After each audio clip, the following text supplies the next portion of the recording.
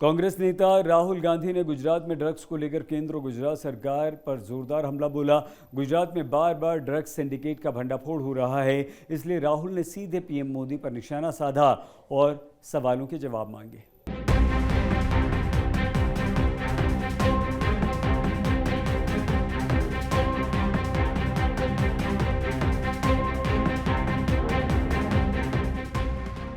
कभी वडोदरा, कभी भरूच, कभी कोई और ठिकाना।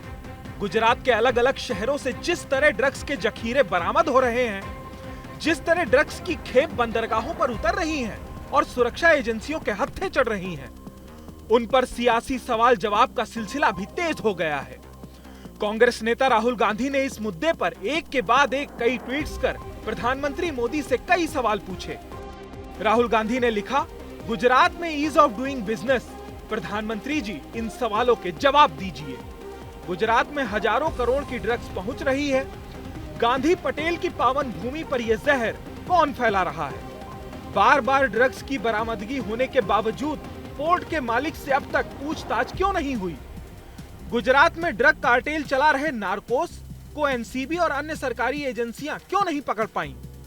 केंद्र और गुजरात सरकार में बैठे वो कौन लोग हैं जो माफिया मित्रों को संरक्षण दे रहे हैं?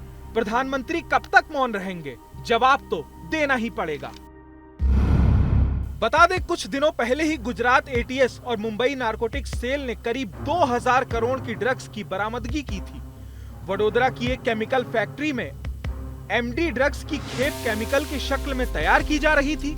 यहां गुजरात एटीएस ने 200 किलो ड्रग्स पकड़ा था, जबकि मुंबई नारकोटिक्स सेल ने गुजरात के भरूच से करीब 513 किलो एमडी ड्रग्स जब्त की थी, जिसकी कीमत 1000 करोड़ रुपए से ज्यादा बताई गई। पिछले एक साल में गुजरात में ड्रग्स के इससे बड़े जखीरे बरामद हुए हैं। 21 अप्रैल 2022 को कंडला पोर्ट से 250 किलो ड्रग्स बरामद की गई। 3 मार्च 2022 को अहमदाबाद एयरपोर्ट से 60 करोड़ की ड्रग्स पकड़ी गई थी। 3 फरवरी 2022 को अरब सागर से 800 करोड़ की ड्रग्स मिली। 15 नवंबर 2021 में मोरबी से 600 करोड़ की ड्रग्स पकड़ी गई। 10 नवंबर 2021 को द्वारका से 65 किलो की ड्रग्स पकड़ी गई।